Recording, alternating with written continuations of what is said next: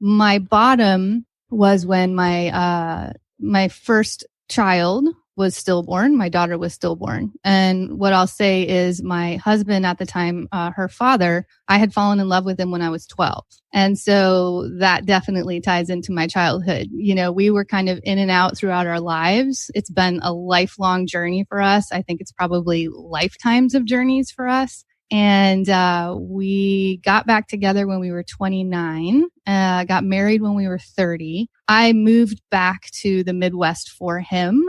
I was living in the Pacific Northwest where I live right now, beautiful Portland, Oregon. I love it here. This has been my chosen home for 20 years. But when we got back together, I just went home for a quick visit and met up with him. He had split from his previous relationship, and it was just kind of like the story that we needed to finish.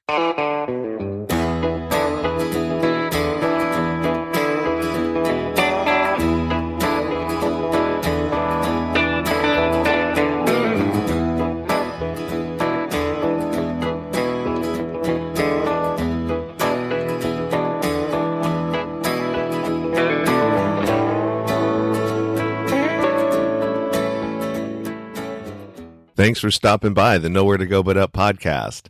I'm the host of the show, Sean Dustin. If this is your first time listening, welcome. If you're returning, welcome back. It's good to have you with us today.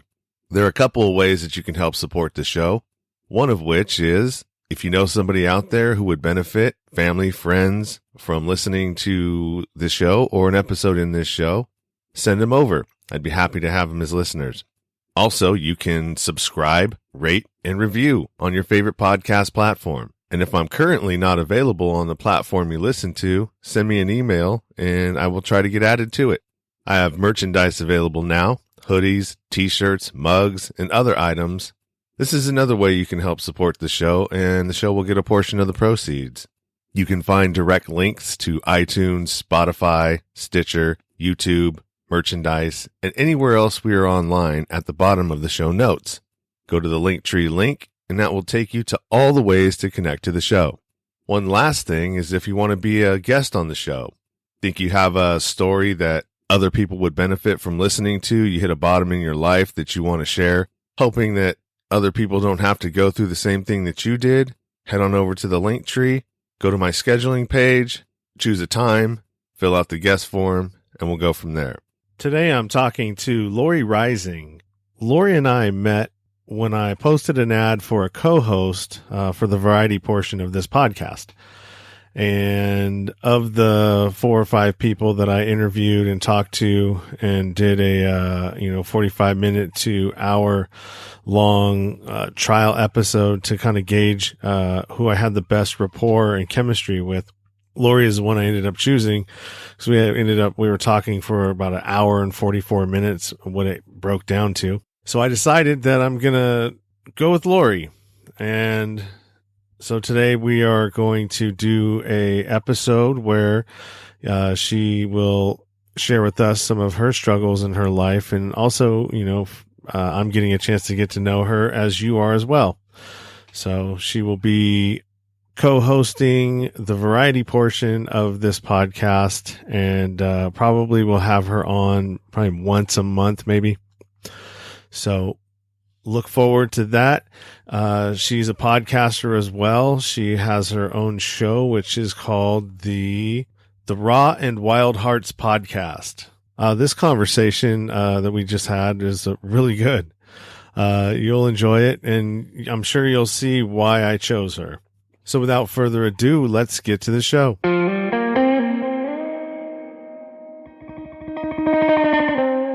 This is the Nowhere to Go But Up podcast, and I'm your host, Sean Dustin. Today we are talking to Lori Reising, and how I know Lori is I put an ad out looking for a co-host, and a few people responded, and she was one of the ones that I had really good chemistry with and was able to carry on the conversation for damn near 2 hours. And that's always a good thing when you're a podcaster, because, sometimes trying to pull teeth out of people to get them to talk or conversate is difficult. So it definitely was a nice change.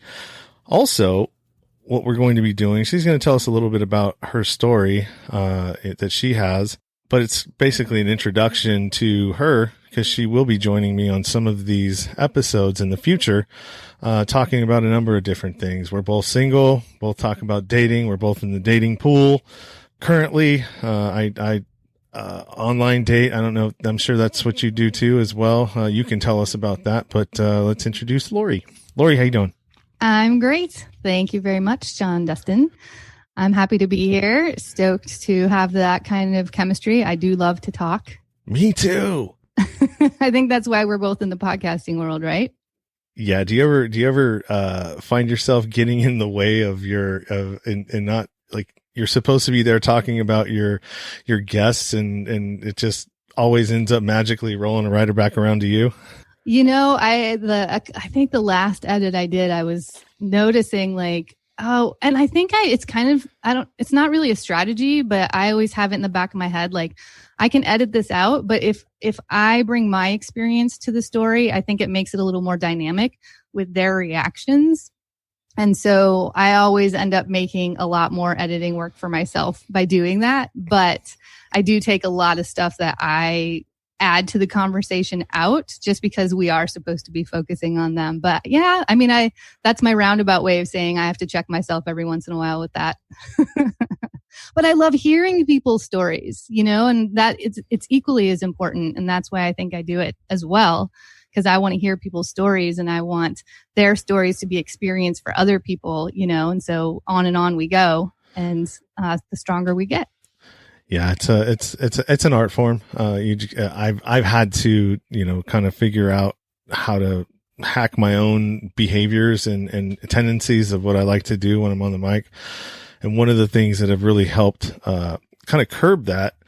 And so whoever I'm talking to kind of has a little bit of backstory on me is I just send them one of my episodes that I was a guest on somebody else's show. And it just sort of gives them my story. So now you have something to pull from that questions that you may want to ask me, because the conversation ends up being a little bit more authentic and flows if you know something about me and I'm not the only one that knows something about you. Ah, that's interesting. I like that. I can always tell when guests have listened to my previous podcast or if they haven't. If they decide to check me out once I've asked them to be on the podcast, then I can tell that they're like, okay, I got your vibe. Like I'm in with this. And the ones that haven't, it's like you said, sometimes it's like pulling teeth, because I try to tell them like, hey, I really want to talk about serious stuff, but I want it to be light as well. Like I like to flow in and out. I really think laughter is medicine, but I also think our dark and our pain is very healing, and liberating. And I had this one guest and he was like, yeah, no, it's fine. It'll be great. And I was like, okay, well, if you say something that you don't like, or if you cough or something, just repeat it and I'll edit it out. He's like, oh, it's going to be fine. Don't worry about it. And I was like, okay, it was not fine. It was intense. That was like one of those episodes where it's like crickets were chirping most of the time. And I was like nervously digging deep within myself. I was like, where do I go? How do I move this? And I think that's what you're saying. That's the art form to it. And it's really fun to like, even in those hard moments, find that creativity. It's almost like a self-reflective therapeutic process. You learn so much about yourself in the journey of figuring that out. Absolutely. And to kind of help with what you're talking about, another thing that I do is so that the guest form, that really serves as my backup. So, and then when I don't send them one of my episodes, which if I'm sending them something that I did, like my first one I was sending out, but I felt like, okay, now maybe people might think that that's a cheap ploy for me to try to get listens on that one. So I switched it to somebody else's podcast, not my own. And so like, no, I'm not trying to help myself at all here. This is somebody else's. I'm a guest on their show. So that they're getting that listen. And so once they have that and they do the guest form, so the guest form has all these questions that I can draw from if I get into the space that you're talking about, where it's like, well, where do I go? Where do I go from here? I don't know nothing about you. So I got all this stuff that I can just pull from. Oh, okay. Well, what about here? It says when you were a kid, you did, blah, blah, blah, blah, blah, blah, blah, Yeah. So, I kind of like that nervous excitement though. It's like that, right before you start a big game or something, like it's kind of like do or die and you've got to figure it out. Like, I don't know. I think that kind of excitement rush is really fun. Yeah. And we always have the fallback of like, oh, we can edit. You know what I mean? Yeah. So that's really nice as well. But no, I like that. Maybe I'll use this one to send out to people because I don't ever tell them to listen to my podcast. I just think it's interesting to notice the people that decide to, because when I invite a guest onto the podcast, I look up every podcast I can find about them and I listen to every single one. I just listened to 5 in a row about my next guest interview. Wow. Because it's really important. And I did that not only to find out more about her, but I don't want to have the same thing that everybody else has. Like everyone had kind of the same format for her. And so she's saying the same thing over and over again. And she probably gets a little bit tired of doing that as well. So I'm like, all right, how can I make this more exciting and dynamic? If somebody's going to try to listen to everything that she does, I want them to listen to something really like new and unique with my podcast. Yeah, that makes sense. I can dig it. I see what you're doing. So, I got you. So let's talk about you. Let's get to the meat of this. So you have a story, right? That you can add to the bottoms and life struggles portion of what I do here.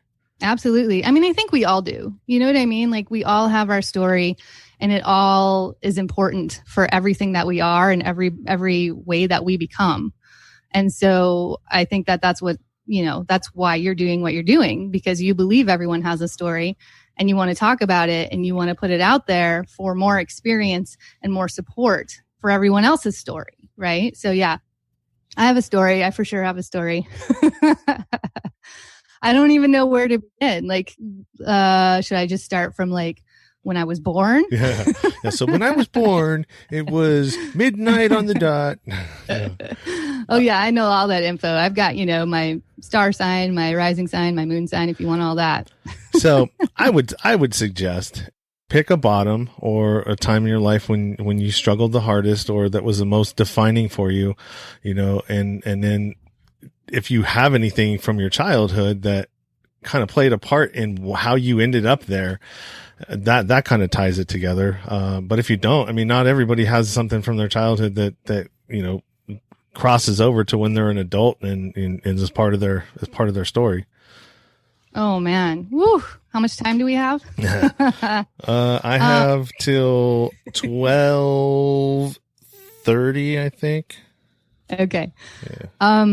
Yeah. I mean, I have an abandonment wound. I was adopted as a baby, and I think that informs much of my struggles throughout life, for sure. And I'm continuing to work through abandonment wounds and birth wounds and things like that. So, and it really weaves into my story very, very heavily. Like, I don't even know if everybody would be ready for that kind of heaviness, in an intro. But what I will say is my bottom was when my first child was stillborn. My daughter was stillborn. And what I'll say is my husband at the time, her father, I had fallen in love with him when I was 12.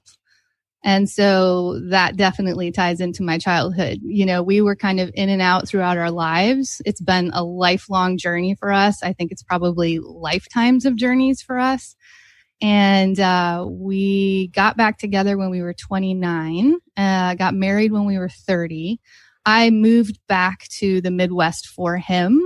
I was living in the Pacific Northwest where I live right now, beautiful Portland, Oregon. I love it here. This has been my chosen home for 20 years.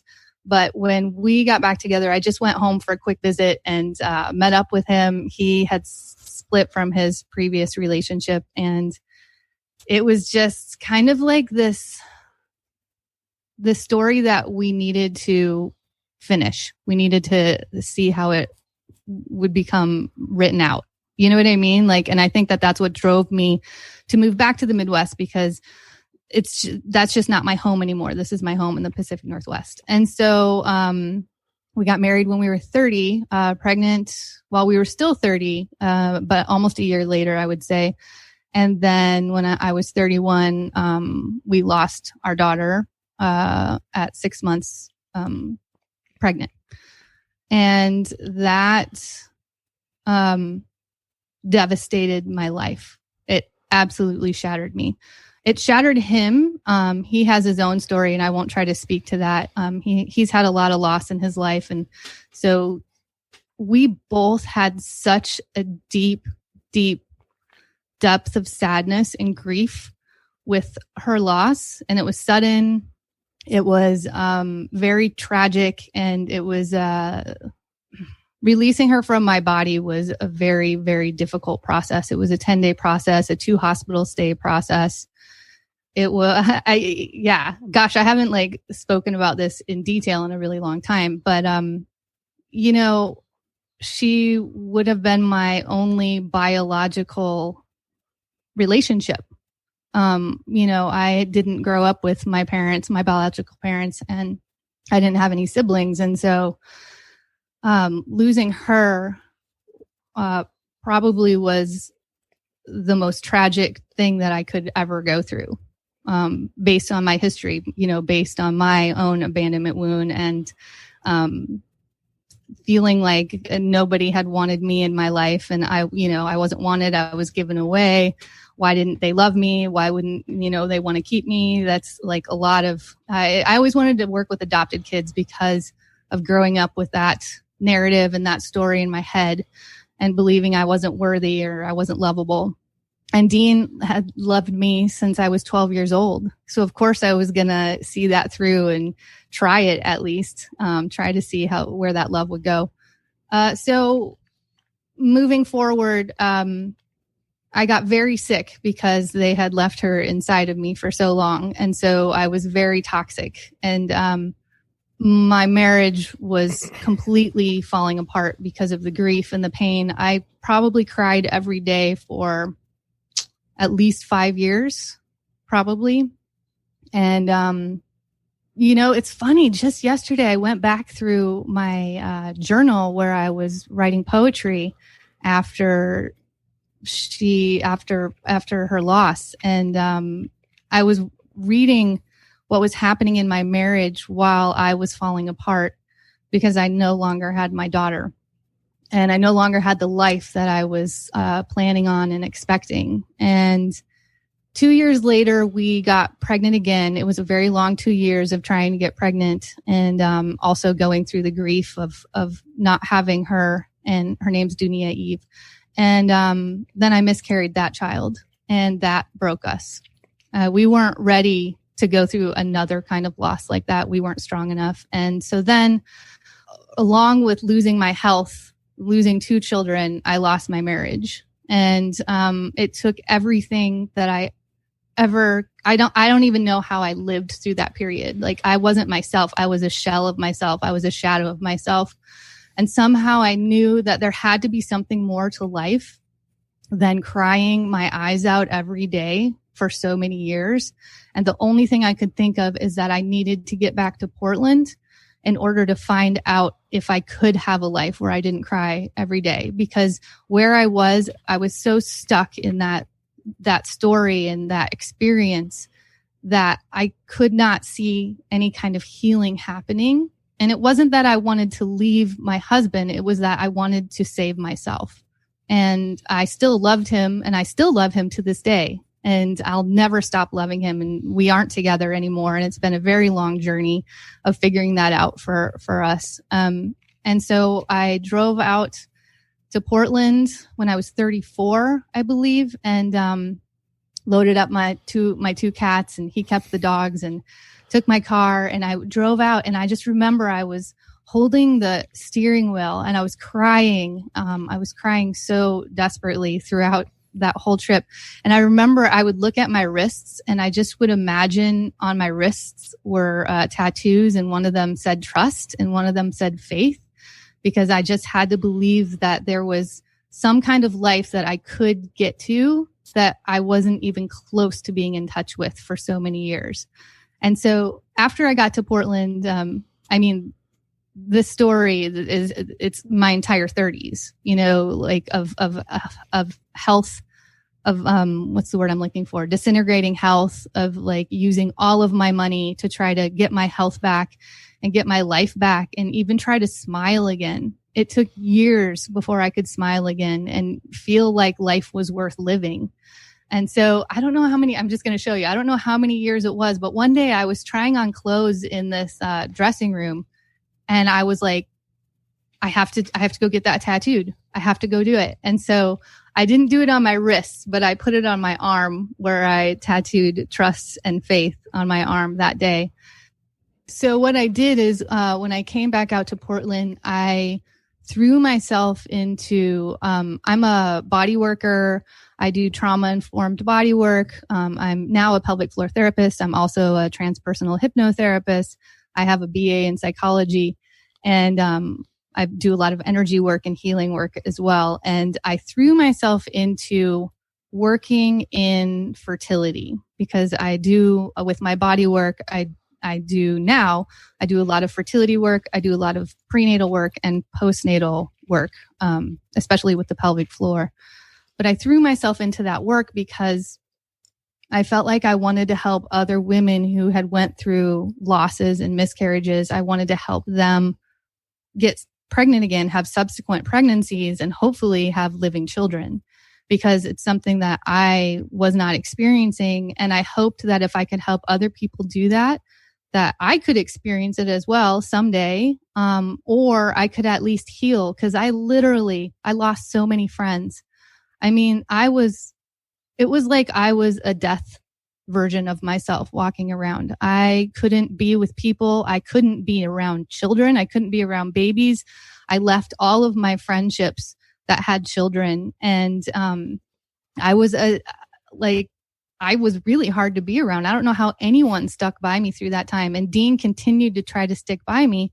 But I literally felt like I was dying. Like my physical health was so bad on top of the grief that in a small town in Iowa, you don't get the support that you need in your healthcare world, especially when you're looking for a holistic approach. You know, I went to so many doctors, so many specialists. No one could help me. I was just hemorrhaging money to try to get help and to try to figure out how I could heal myself so I could have a living child.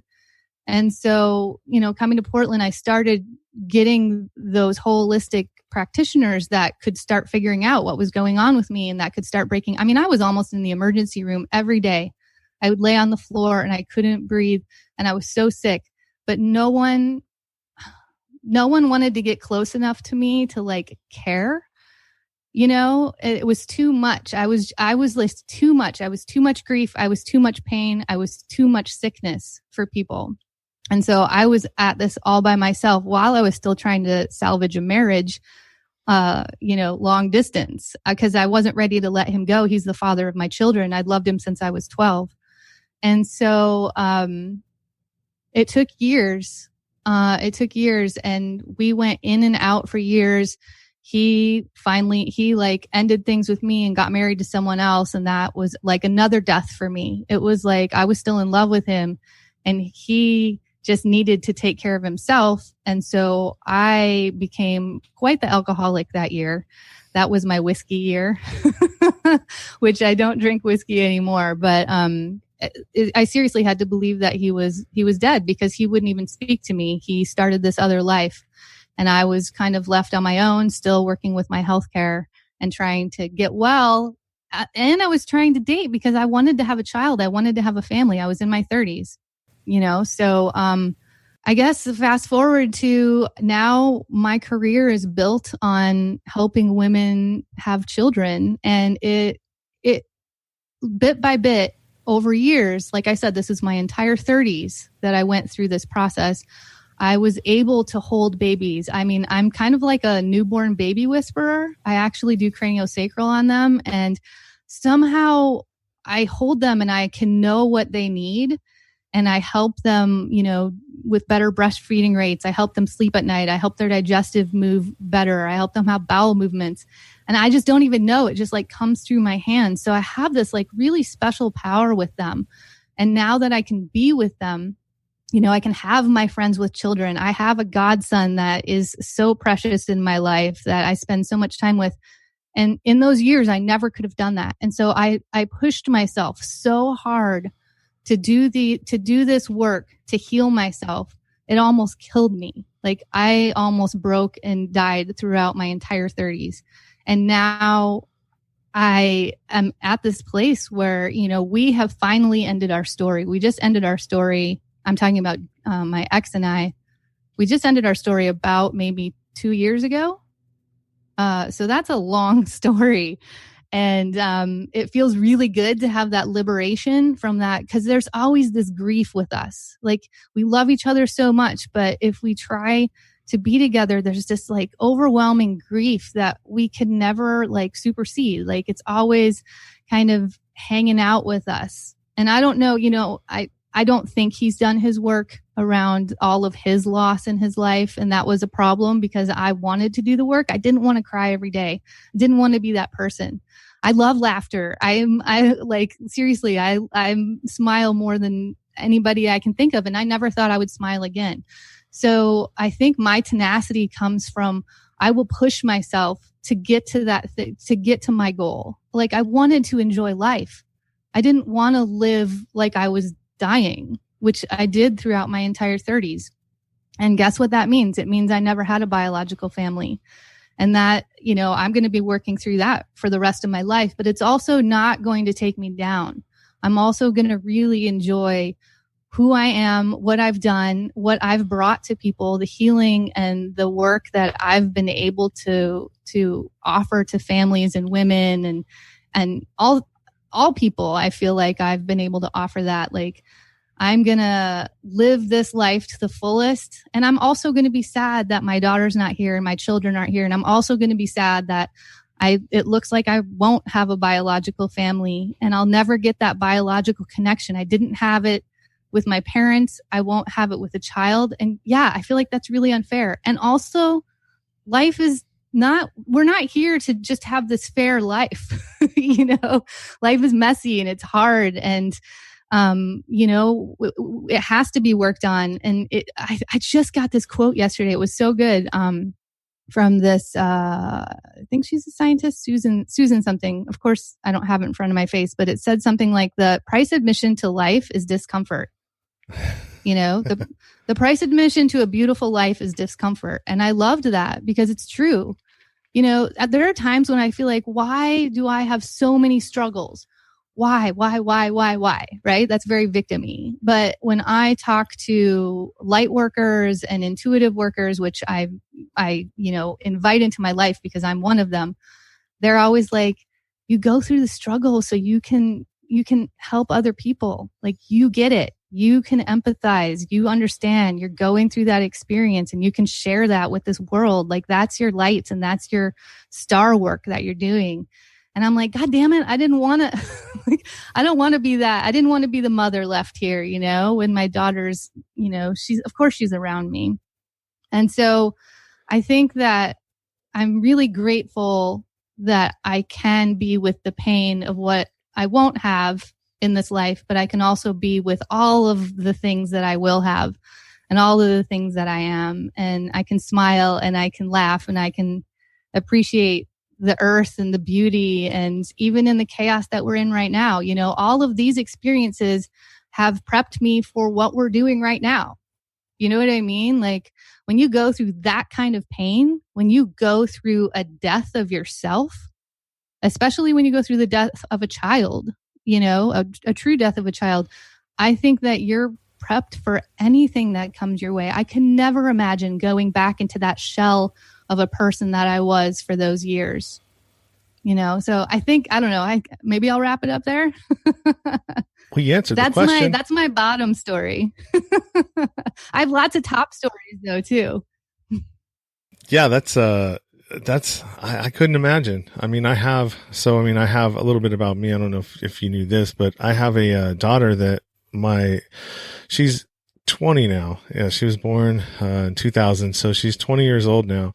I don't really talk to her. I'm friends with her on Instagram, but her mom had my rights terminated when I was, going through my drug addicted phase, and like I could have showed up at court and contested it, but I was busy partying, and I convinced myself that she'd be better off without me anyways.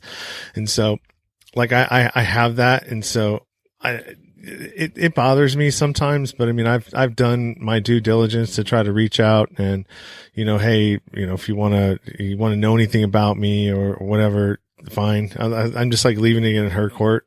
You know, I don't want to like be pushing like, well, are we going to meet yet? Or, you know, or I don't know. It's just a weird situation. And, like, but with my daughter that I have now, like I'm super, super vigilant about like how good of a dad I am, because it's like I have this void over here where I screwed up and, you know, let something that was, you know, that most people like I took for granted.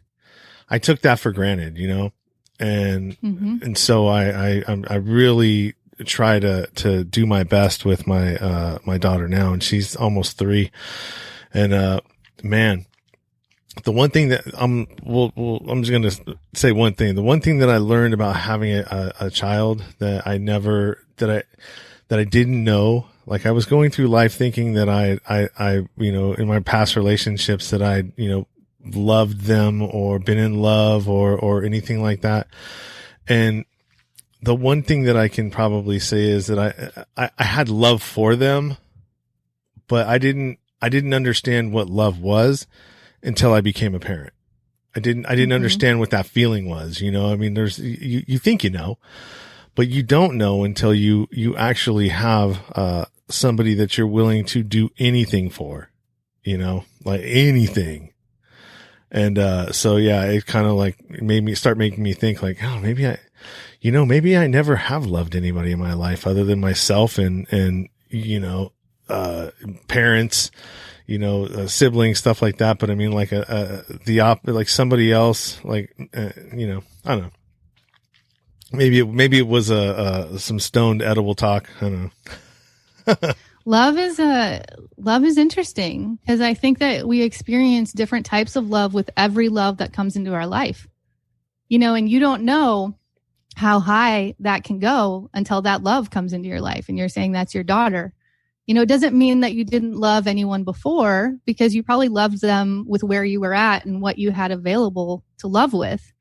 And then your daughter comes in, and that elevated, that raised the bar so high that you didn't understand that was even capable, that you were capable of that kind of love. And now you have that kind of love. And who knows, maybe you'll feel a love at that level again. Maybe you won't, you know, and maybe you'll feel a love in a different way again. But I think that's the beauty of love. Like, we can look at everybody that we do have love for in our lives, and it doesn't negate the fact that it's love. It's just they're different experiences of love.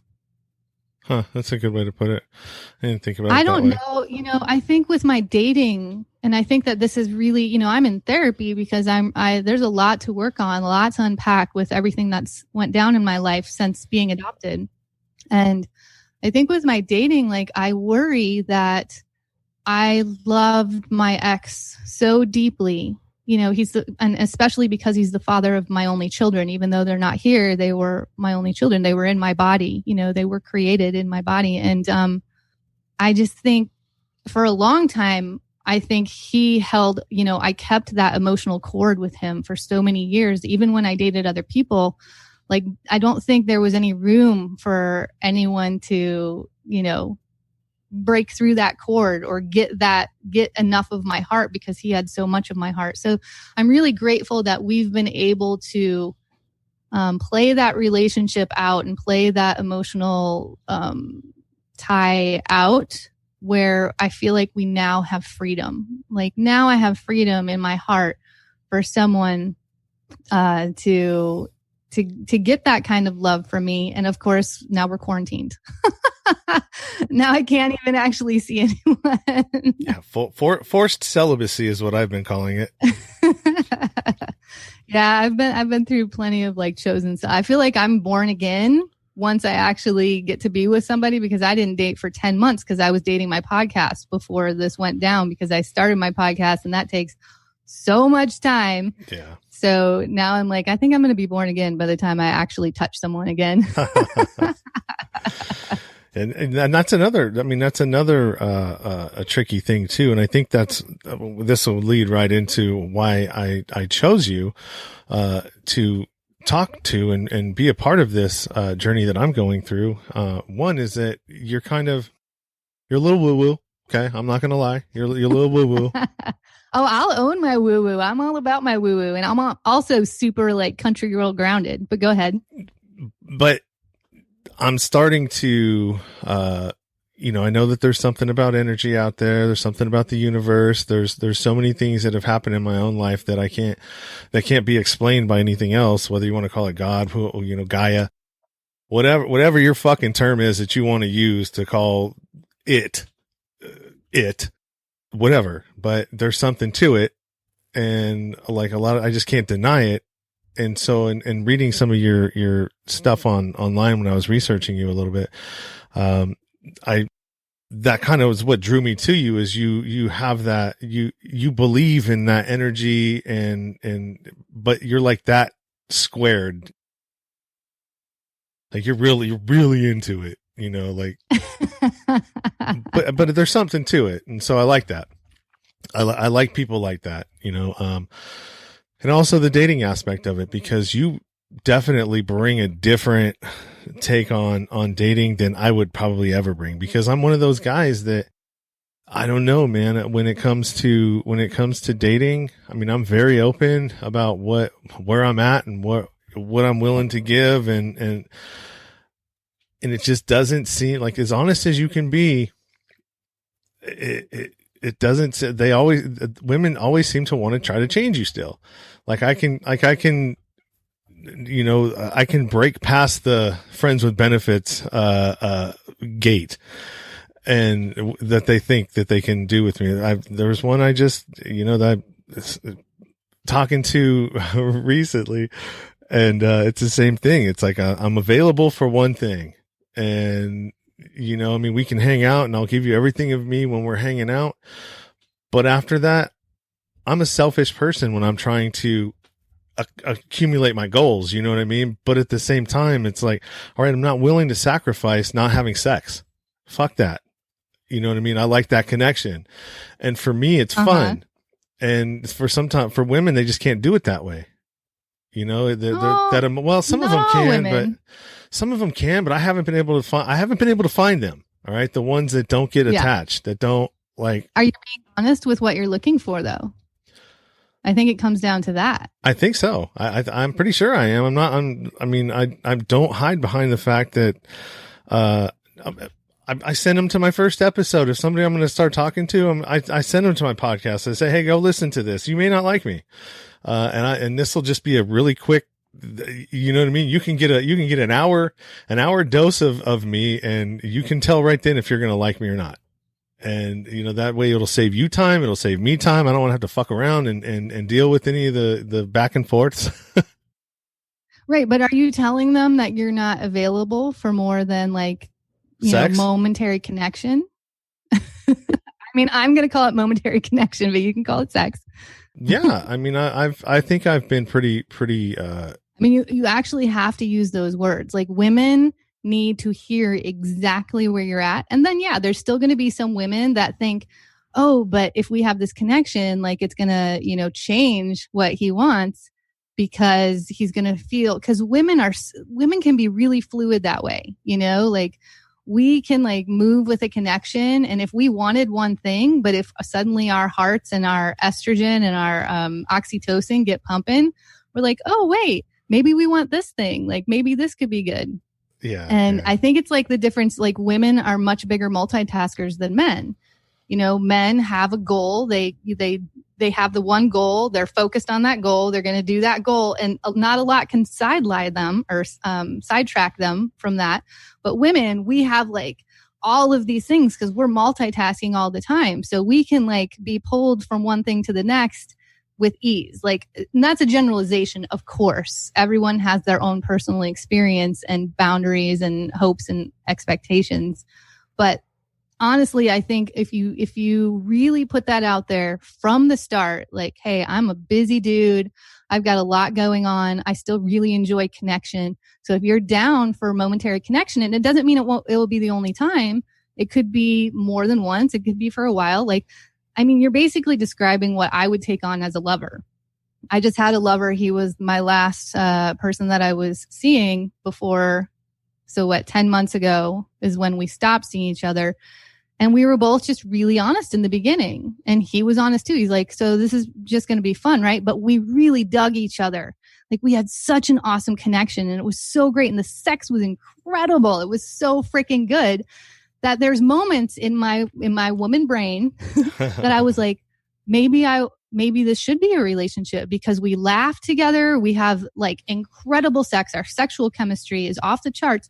Maybe it should be a relationship, but he never went there because he had the one goal in mind. You know what I mean? He was like, no, this is like, it's just for fun. Like, you know, we're not going anywhere deeper with this. And my brain was like, maybe I should go deeper. But then of course I would like be in the situation and I'm old enough and I have enough experience that I'm like, no, I don't want that forever. Like, I don't want that as a relationship. So we had a fantastic love affair. So I think if you use those words, like words are really powerful.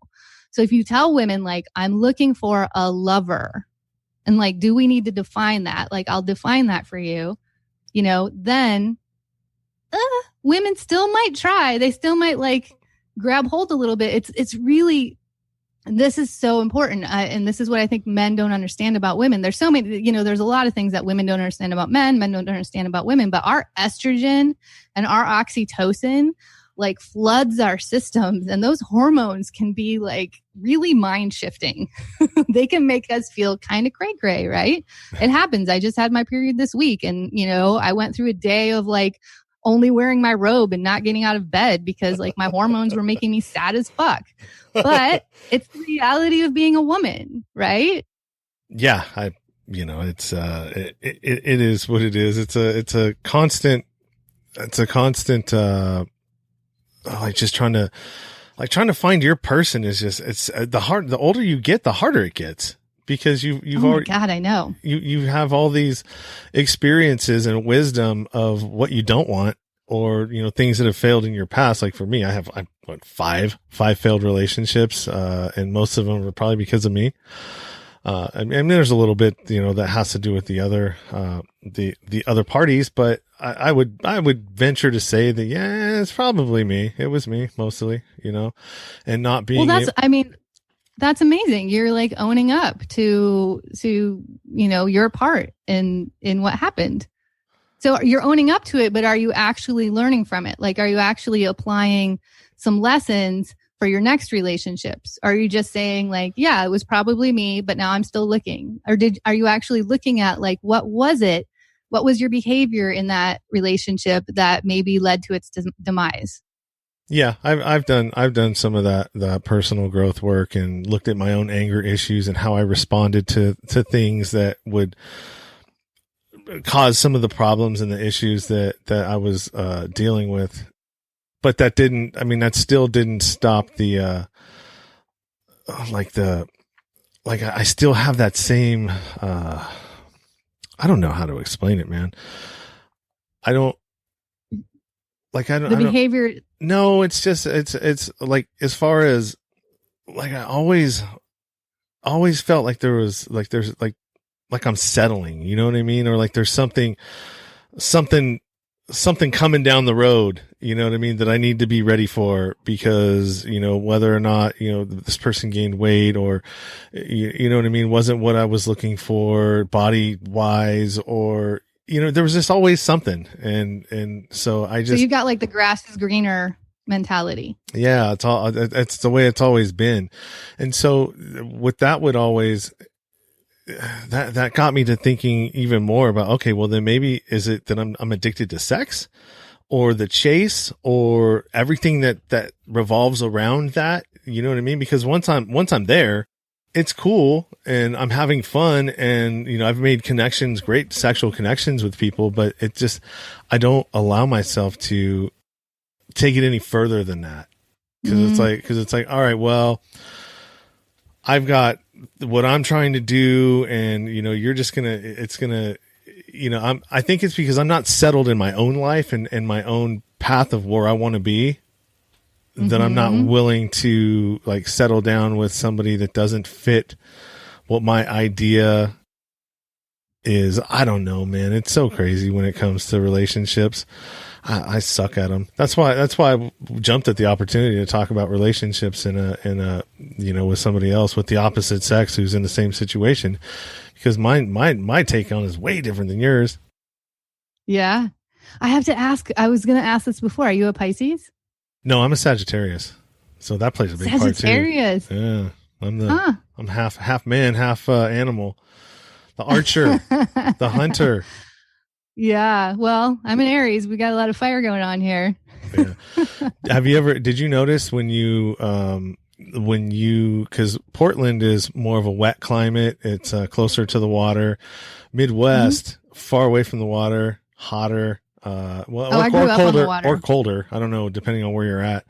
But what I found is when I lived in Vegas and Phoenix, I did horribly in those climates. Like, just my life was like not balanced, a lot of trouble, a lot of stuff that I don't know. It was different. Too much heat. Yeah, it's too much fire. It's too much heat. Yeah, and as soon as I came back to close to the coast in California, where I'm near the water, life just kind of like got better.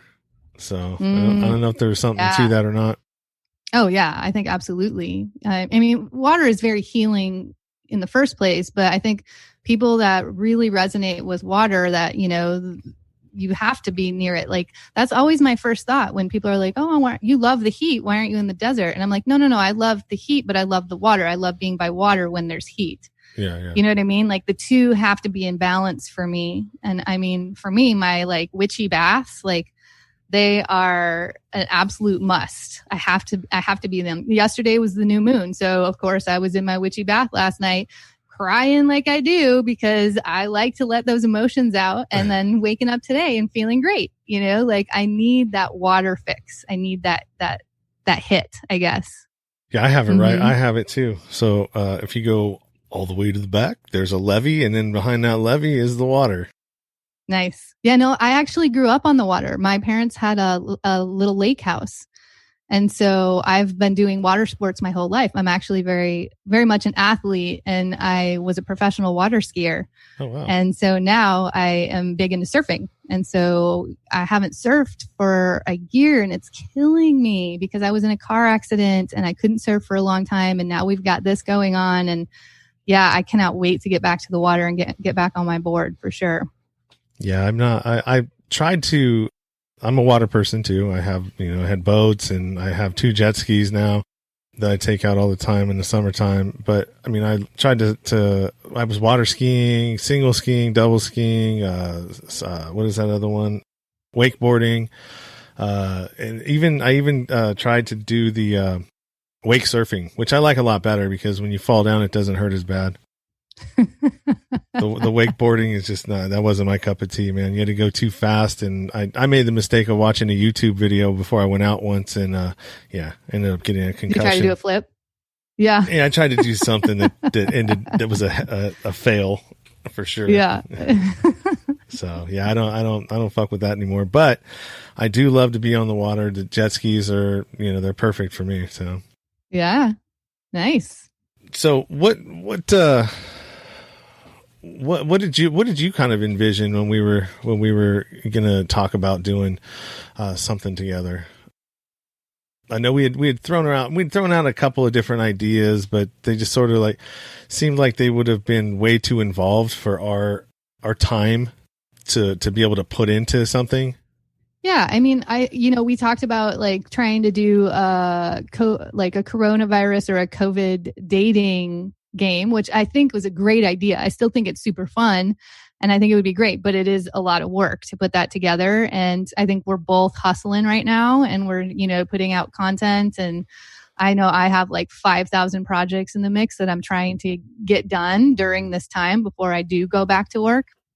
And so it just seemed like that was a little overwhelming. And and we both did this, which I didn't know we were, but kind of as a tester, I did a Zoom date last week or the week before. Cause I was like, oh, maybe cause there's this guy, we've been on each other's social media for a while, and I dug like what he's doing. He's homesteading and he plays music. And, I was just like, oh, maybe I should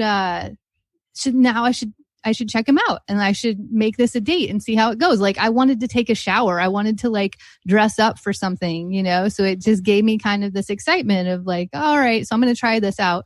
And then I asked him if I could record it because I was like, well, it could be a cool podcast. You know, this is what I did during my quarantine and I did this date and I recorded it. And then I was like, no, nobody wants to hear that. Yeah. So then I kind of lost my, you know, as fire signs, we get really excited about projects and we get really like into like, oh my gosh, that sounds amazing. And so when you and I were talking about it, we were like, yeah, this is going to be so great. Like, let's put out let's get on the online apps and let's put out a call or whatever. And then if we don't feel that a return is happening on it, then we just lose interest. And I think that's what happened for me with that. Cause I did that date and I was like, nah, like it's not dynamic enough for people to be really interested in listening to something like that. Like, I think it would still be fun because you and I approach dating in such a different way that if we like got all these applications together and then we were like, having one person that we were setting up with somebody, like who would you set up with them and who would I set up with them? And then if we compared those two dates, I think that's the fun part of what we were talking about. Like, because we're approaching it in such a different way. And then to see what, you know, person A, the common denominator person, how they felt about both dates. And then we could have like bantered about like, why we picked the person for them, like what we were seeing that would have matched up and what we didn't see in the other people. Like, I thought that was the dynamic part of what we were going to do. Yeah. There was definitely a couple of different ways we could have went about it. But in the end, it's, you know, time, definitely would have had a lot to invest in that. And I think that maybe it might be able to come to fruition, down the road. But I think talking about dating and just having a variety, portion of this, you know, either we talk about dating or we talk about, you know, current events or whatever it ends up being, it just brings a little bit of a lighter side to, what I'm doing. Because some of these, like the next one I'm getting ready to release, I mean, man, this story was really hard to listen to. And then to see some of the pictures that he sent me of, you know, where he was, I was like, man, you know, in between that, you got to have something lighter or else, you know, people are just going to come to your show and just be bummed out. Yeah. You know, I mean, I agree. I understand because in my show, that's what, if I have like 2 serious episodes in a row, I try to put in something lighter because I completely agree with that sentiment. Like, life is really hard for everyone. You know what I mean? And so we're all kind of working with our shadow and working with, you know, what's coming at us, like even just, you know, with quarantine and physical distancing, and it's a lot of change. And so listening to other stories can be really helpful because we can see ourselves in those people, or we can, you know, grab glimmers of hope and light if we're going through something like that. But I think you also need to have, you know, the lighter part that like creates even a bigger hope and I don't know, a more balanced expectation for people, I guess. And people need to laugh. Yeah. You know, even when they're going through really hard stuff, I think it's really important that people still laugh. Like, when I was going through some of my darkest days, I forced myself to watch Arrested Development. And it didn't necessarily make me laugh at the time, but it actually distracted me enough and put my like mental health into a light enough place to deal with so much heavy and so much dark and so much crying. You know, so I completely agree with you. So if I can be that like lighter insert that you're doing with the heavy shows, like, I'm stoked to do it because I am smiling a lot and I am laughing a lot. And this is, you know, where I want to be in life. After, you know, 10 years of dark and heaviness, like I'm in for the laughter, even through the hard stuff. I'm still going to have hard stuff. We all are, you know, like, we have to embrace it and open up to it, but we can also laugh. You know, we can also create those endorphins in our body that help us work with the dark a little bit more. True. And I also think you'll challenge me too. And you know, cause maybe the way I look at things in dating isn't the right way. Maybe how I approach, you know, this or that, you know, just because it's in my head and I've been doing it for so long, it seems like it might be the right way. But, you know, I'm always up to, you know, being challenged. I'm not married to any idea for sure. you know, if I'm doing I something. love being taken out of my box. Yeah, for sure. I can totally agree. So hopefully that's what we're going to be presenting to you coming down in the future, some of these future episodes. There's going to be a ton to choose from. Like I was just telling her earlier, I have, by the time the first of the May 1st comes around, probably having in mid 30s of what I'm going to have, to put out and work on. So definitely won't be a shortage of content for you guys out there to listen to. Some of them may not make it. For sure. You know, some of them might just get, shoveled over to the Patreon page and, bonus content, cause not that they're not worthy of being, on there, but there may be some stuff that, is similar to something that I just released maybe 2 weeks ago. So I'm not going to want to put too much of the same stuff, on that. So, well, we'll see. The great thing about podcasting and getting into it the way that you and I did is that it's ours. My show is my show. I can do whatever I want with it, Yeah. And if it works, it works. If it doesn't work, you can't make everybody happy, but I mean, I do take suggestions. Oh yeah. My mom just last night, I was talking to her. I listened to your latest episode and I already knew, like, I could tell she was going like dark with it. Right. And I was like, oh yeah, what'd you think? And she's like, well, why did the first interview have to be like, fuck you and fuck this and fuck that? And I was like, okay, let's calm down a little because that's not what happened. She didn't say fuck you. And I was like, that's how she was getting her point across. It's not for me to censor anyone. However anyone wants to speak, they're going to speak, and she's just like, well, I just don't understand. I'm like, well, that's okay. You don't have to understand, but they're not you. You're you and they're them. And so, you're not going to please everybody. There's some episodes that she absolutely loves, but believe me, she'll tell me her opinion about all of them. But she's one of my biggest fans and that's fantastic, but I love the creativity of it. Like, I feel like I have like invoked this creative force in me that was maybe a little bit asleep for a while, and it's like, there's so much creative avenue, like so many creative avenues to go through.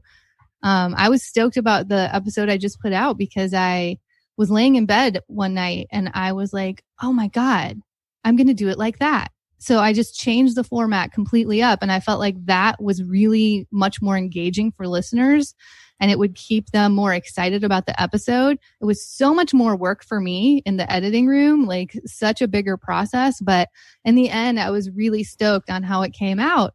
And I had never even thought about doing that. And just one night, it's like once you start like moving your brain in that creative like wheel, things just kind of come and they pop up. And I love how I'm doing new and innovative things and like not being afraid to tackle them, like, and I think that's when you're saying this, the thing about your podcast is it's yours. Nobody's telling me what to do or what not to do. And so, it's just the only person that would stop me is myself. Yep. And, I'm a fire. I'm going to do it. Like if I think that the goal is going to be good or the end goal is going to be good, then I usually go through with the torture of the work, For sure. For sure. And you're doing like a freaking 8 interviews a day, like 6 to 8 interviews a day. I don't even know how you do that because they take a lot of energy. Well, what made it easy was, I got the Linktree. The Linktree simplified so much for me because now I can just send somebody there you can either listen to my story, decide if you want to be on my podcast. You can check out my podcast. You can go to my scheduling page. You can check and see if my merchandise, you can do everything about me, my Facebook, everything everywhere you can find me is in that Linktree. So and where do you use the Linktree? Instead of like somebody says, hey, give me your email address. I'll just send them the Linktree because there's a link to it. That'll take you directly to my email address. There's a link that'll take you directly to my Twitter, all my social media. There's, my Facebook, my scheduling page, my, anywhere that you can I'm at it, you can just go in there and look. And so it makes that's going to, yeah. So when you're trying to tell somebody, so like my only days that I'm available to do these interviews is Thursday and Friday. And I left it open all day long. And so now when people, they just go to it and they just schedule a time. And depending on, how much they've filled out, I mean, I've already got your information. I've got your email address, although I'm not collecting email addresses, which I need to start doing. And I don't have a website because all that costs money. And so the one thing that I was talking to a guy who has been in this space for a long time, and he's like, if you're going to spend any amount of money right now, the first thing that I would tell you to do is go get your website. Go get a website and start collecting email addresses or building up an email list. And he's like, and then the next thing you need to do is give somebody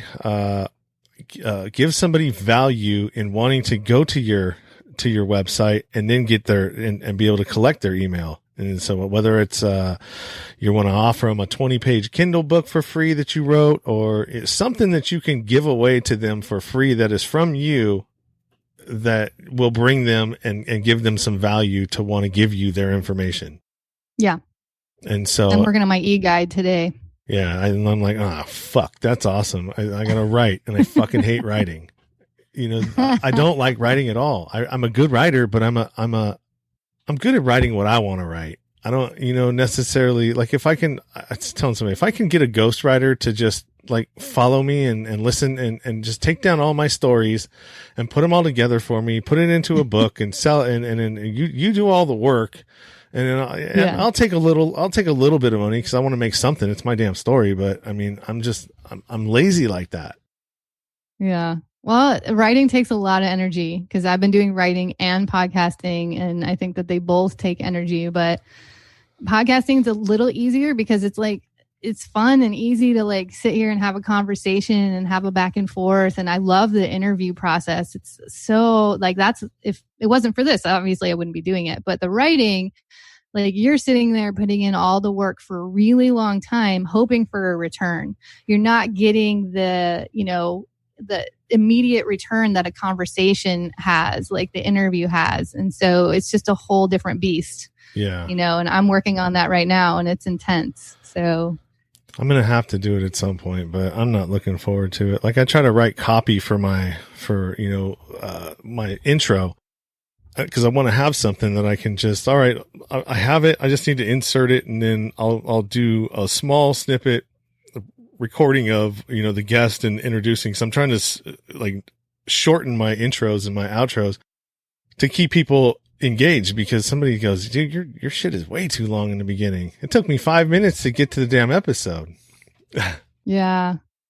I think I have a 5 to 7 minute intro, but that's like, talking about the episode, that's introducing the people, that's talking about, whatever, usually I'll throw in something about a past episode or something like that. And then I have my actual intro as well, like with the music and like who I am. Mm-hmm. I think about that too. But a lot of people have, like, when I listen, there's a lot of people that have those long, especially if they have sponsors, because they have to do the ads for the sponsors. Who is it? Is it Dax? I listen to Dax Shepard a lot, and maybe his intro is like crazy long. No, it's Russell Brand. I think his intro is like so intense. Really? Like, sometimes I'm just like fast forwarding and I'm like, when am I going to get past this? Sometimes I'll listen to them, but if I really just don't have the time, like, I think everybody can fast forward. Like, I get it. Like, you want to be listener friendly as much as possible, but you also have things to get out to the world as well. And I think that's your opportunity to get those out. Because I keep my outro like really short and sweet, and I do more at the intro because that's when people have more energy to listen. Yeah. There's no right or wrong way, man. It's just a matter of finding your group and getting them to engage with you. And it's an organic process. I mean, like all these guys, I mean, the like for like, the listen for listen, the follow for follow. I mean, that's great to get your numbers up, but I mean, how many of those are going to just follow you and then, they're going to go back through their list and then pull you out and they got you. I've seen that happen quite a bit. I've never done any of that because you have to look for quality. Like, if you do the research, like even on all those podcast pages, I've kind of stopped inserting my, when they're like, oh, put your podcast on here. I'm like, these aren't the people that are going to listen to my podcast. They're not looking for they're not looking for something new to listen to. We're all here trying to like promote our podcast. So those aren't your listeners. So I never have done that like for like thing, because I'm like, you're not really interested. Like, I want the people that are really interested, that are going to explore my different episodes, and like they're going to tell somebody else about it because it really impacted them and made a difference. And, if you're just, doing one listen, you're not the person that I'm looking for. So I need to spend my energy in different ways, finding those people that really care, that really have the time, and they're looking for something to add into their life. Yeah. That's a good point. I like the way you think. That's why you're here. I mean, it doesn't happen fast. No, it doesn't. It is not a fast moving process, but that's where the patience comes in. I just constantly am telling myself, like, persistence. I know it's good content. I know that this feels right to me. And I know that there's abundance for everyone. And sometimes it takes a long freaking time to find it. It's not like it just happens. But I'm always listening to those stories of people that have huge followings now. And, in the beginning, like, they worked their ass off. And I feel like this is the hardest I've probably ever worked in my life for something. And so I'm not going to give up. When you work that hard for something, why would you give up? Like, you keep going, even if it doesn't happen on your timeline. We're such an immediate culture. We want things to happen quickly and perfectly and immediately. And that is not life. Life is messy and it's not perfect. I was just listening to this doctor yesterday, because I've been doing a lot of like coronavirus research, because I want to be prepared, number one, for me and my friends and family, but I also work in healthcare, so it's important to me. And I loved what he said, because he was talking about an antibody test that's going out now, that's different than like the actual corona test to see if you test positive or negative, because there's a lot of false positives or false negatives. I can't remember which one. Anyway, with the antibody test, one of his, he always gets people that are commenting, and thousands of people are following him. And there's always the people that throw something, difficult or a harder question in, and somebody's like, how can you be promoting this test? It's not FDA approved, and blah blah blah, and like something else about it. And he's like, you know what, no, it's not FDA approved yet. Like, it's not to that level. It just came out, and nothing's perfect. If you're looking for something perfect in this coronavirus situation, you're not going to find it. None of the tests are perfect. None of the, medications that we're even coming up with yet are perfect. The ventilator usage isn't perfect. Like, you're not going to find it. And so I started thinking about that. I was like, what is it about our culture that we expect perfection? You know what I mean? Like, we trust so much and we expect perfection out of so many things. Like, what we're really learning here is fluidity and adaptability that we didn't have before. Because we are so rigid, like, no, this is the way life should go. This is the way it has to go. And it's like, we just had this expectation, like, why should we have to be in quarantine? Like, that's not how life is supposed to be. We're supposed to have our freedom, blah, blah, blah. And it's like, wait a second, where did you come up with this perfection in life? Because we're organic beings. This is organic matter around us. Like, shit happens. You know what I mean? Like, so I don't even know where I'm going with that, but it's been this like really big thought process that I'm like, because I just wrote this piece about humanity. And so I'm really looking at like, why are we expecting so much perfection in our lives? And I can apply it to, growing my audience for my podcast. I expected perfection. I'm like, no, I'm putting out great content. Like, why am I not getting the numbers that I should? And it's like, wait a second, why do you expect that? You know what I mean? Yeah. So did you, speaking of Corona, I had an episode that I put out. I think it was about, Jake Cusdy, and he's an inventor, and it's, something in addition to, it's blood oxygenation and in conjunction with the, ventilators. And, it's actually a really good episode. You should check it out. Was he talking about the red blood cells? Well, he's talking about oxygenating the blood along with, because when the lungs start filling up with fluid, they're not able to get enough oxygen into the bloodstream, but also the carbon dioxide is not being able to be expelled as well because you're having a hard time breathing. So you're creating toxicity within your system. And then oxygenating the blood is helping with the, helping take some of the pressure off of the lungs and the ability of the lungs to have to work so hard to get oxygen. And then also used with a small dose of immunosuppressant keeps because the infection, the reaction to the infection is actually what's creating all the fluid and the phlegm and everything else in the lungs. Right. So it's the cytokine storm, but that doesn't happen to everyone. Because I just did an interview with a doctor yesterday and we talked all about this because we were talking about the fear language around this because, we're hearing like, oh, okay, so it's the cytokine storm, which is like an immune response. Yeah. And so the immune system is attacking itself and it's, and this is going into the lungs and the respiratory system. And then we get lower levels of oxygen because the oxygen can't get into those red blood cells. And like, there's this whole process, but that's what I want to say is it's not happening to everyone. Most cases clear up on their own. Most cases have mild to moderate symptoms. The cases that are severe develop the cytokine storm. So I just want to put out there that not everyone is going to develop the cytokine storm, and so we do have to look at that. And so what he had come up with was a quick way to retrofit an already existing, and this is for the people that are experiencing that. So like the worst of the cases, the people that are on the ventilators and everything else, that he's developed a retrofit to an existing, blood oxygenation machine and also what was it? It was a kidney dialysis machine. So you retrofit this dialysis machine with this piece of equipment that can be installed in 15 minutes and is, readily, the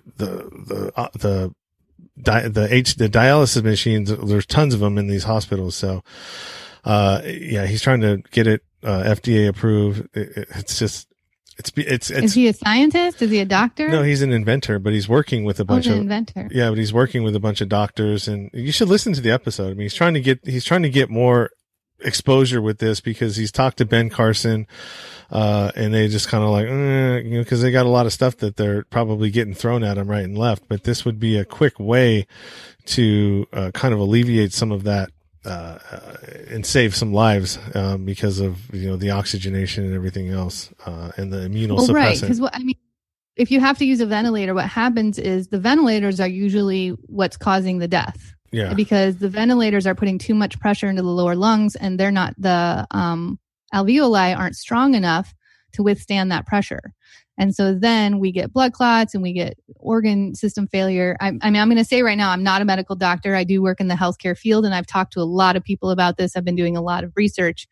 But what I taught, my interview yesterday with the doctor that I'm putting out next week is about how do we help support your immunity so you don't become a severe case. So that's, we're focusing so much on like when we get that cytokine storm and what's happening, like getting the ventilators and doing all this. Well, there's huge side effects to the medications that they're using at that point and the ventilators. But I love that he's coming up with something that could hopefully counteract the, the destruction that the ventilator might do to the lungs, and the oxygenation is what it sounds like. So yeah, I'll absolutely listen to that. But I think it's important to look at because a lot of us are going to contract this virus, over the next 2 years until maybe a vaccine's, we don't even know what's going to happen with a vaccine. But what we need to look at is how do we support your immunity so that you have a strong immune system so that you're in the mild to moderate cases so that you don't become a severe case. And I think that's important to be talking about that for the majority of people, especially while we're in physical distancing, where people can be working on their immune system in various ways, so that we decrease the severe cases. The less we have those cases going into the hospital, the better for everyone, for the hospital workers. But I love that there are people that are really working hard to change this. And, that's what the thing is. We have such amazing minds and inventors and people that can come up with fantastic things, and I think it's really important that we look at that, because in times of war, people create anything that's needed to defend the country. And this is a time of war, but our government's not looking at it like that because we're not having to defend our country, right? And so I think it's up to more of the people, like who you had on your podcast, to be defending our people, because it isn't a time of war, but it's a different type of war. You know what I mean? And so that's great that you got him on and he's talking about it, and I'll totally listen to it for sure. All right. Well, we are at an hour and 12, and I need to skedaddle because I got actually got to eat something real quick and move on to the next one at 1. So go ahead and plug all your places where people can find you, your podcast, and then we'll sign out. All right. So my podcast is The Raw and Wild Hearts, and my website is www.therawandwildhearts.com. Instagram, The Raw and Wild Hearts. I make it pretty easy. Just get on the Raw and Wild Hearts, and you'll find me somewhere for sure. I'm on all podcast platforms, the usual. But, my website is probably the most central, where you can find everything in that place. And if you didn't catch that, it'll be in the show notes. So you'll be able to find her wherever you need, and she'll be back. She'll be coming back here on a regular, hopefully, maybe once a month.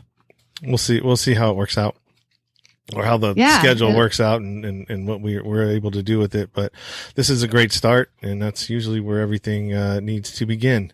Just start. Yeah, I just got to plant a seed. Yep. Now we just got to water that motherfucker. Yeah, right. All right, Lori. Well, I appreciate you stopping by and talking with us today, and I look forward to talking to you again. Thank you, Sean. Have a great day interviewing. We'll talk to you soon. Thanks. Bye. Bye.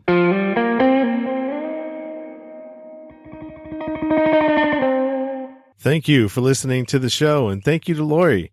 That was a great conversation, man. I'm glad you were able to stop by. We were able to take care of this, and I'm looking forward to having you on the show. As always, you'll find all of Lori's information in the show notes. You'll find my information in my Linktree, and that is at the bottom of the show notes. Don't forget to subscribe, rate, and review. Also, don't forget to check out Lori's podcast, The Raw and Wild Hearts podcast, which can be found on therawandwildhearts.com.